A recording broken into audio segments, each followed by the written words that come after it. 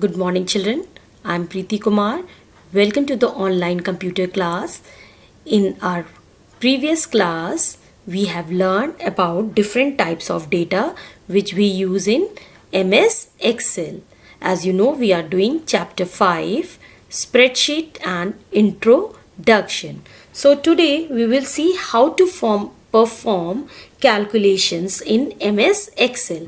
As I had told you in my previous session, in previous video, that under this formula, simply how you had entered the formula using number, simply as you have used equal sign and then we have put this operator plus sign and press the enter key and we got the answer as 30.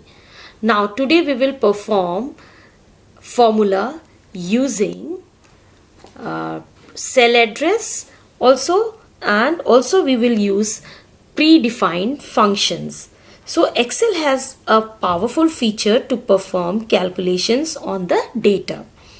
We can perform addition, subtraction, multiplication and division of number either using formulas or using functions. The result of the calculation is displayed in the cell where the formula is entered. So if I want any result, I have to place my cursor or we have to make that cell active. So I'll just double click it here and put the equal sign. Okay, so because whenever we want to input any formula, we need to write equal sign. So before that, let me just show you this chart where we are going to make the calculations. If you see here, children, here I have typed weekly expenses. This example I have taken from the computer book. So here you can see weekly expenses is coming in the first row and first column. But now I want this heading to be in center and it should be in one column. So what we can do, simply what you have to do, you have to merge the columns. So as you see, we are using column A, B, C, D, E, F, G, H. Now what you have to do, just simply click on the weekly expenses and press the mouse button, left mouse button, and don't leave the finger and just drag it slowly till where you want to merge the cells. So simply now the whole this line is selected, this row is selected till H column. Now what you have to do, simply click on Home tab, then go to Alignment, and then there is a feature Merge and Center. So just click on the Merge and Center. So you will see the result here. Weekly expenses is merged in only one column. Now all the columns are merged, only one column is here, weekly expenses. Now what I do, just I want to make it little bold and want to color it in red. So this way you can do the formatting on your text. Same here, I want this text in bold, and so already it is bold. Now I'll just press on the font color and then make the font red. So this is the formatting which we have applied on this table. Now we have to make the we have to do the calculations of this table.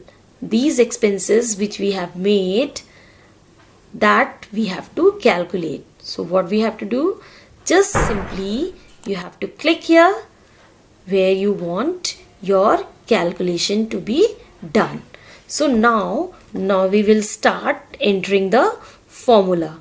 So simply I will use this number formula only. So what I'll do, just simply press the equal sign and then start typing the numbers. So 0 plus 0 plus 5 plus 7 plus 10 plus 10.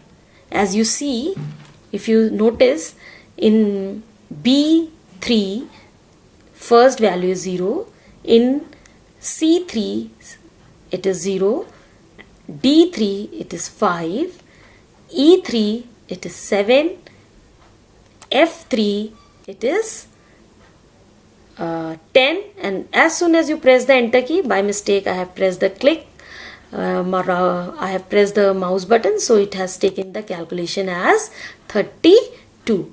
So you have to press enter key, or you just press your mouse button.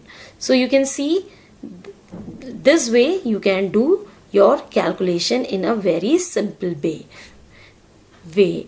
Now here I'm going to use the second method, which generally we use in Excel. Okay, so now here we are going to use the cell address.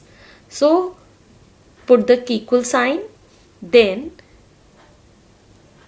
we will write here address. We can type it manually also, and we can use it as a click also. So next column I'll do that. Here simply I'll write B4. Now the address is B4, and as soon as I have typed the B4, you can see the column, the cell is colored with some color. Okay, now type plus sign and then C4, then plus sign, then D4 plus E4 plus F4 plus G4. So till this cell we have to do the calculation. So you can see all these, this color shows that all the values we have taken. Now press the enter key and you see the answer has come. Now in the third row we are going to apply the same format, but now we are not going to type, just simply we will click on the cell. So here you have to type the equal sign first. This you have to do. Now what I do, click on the B5.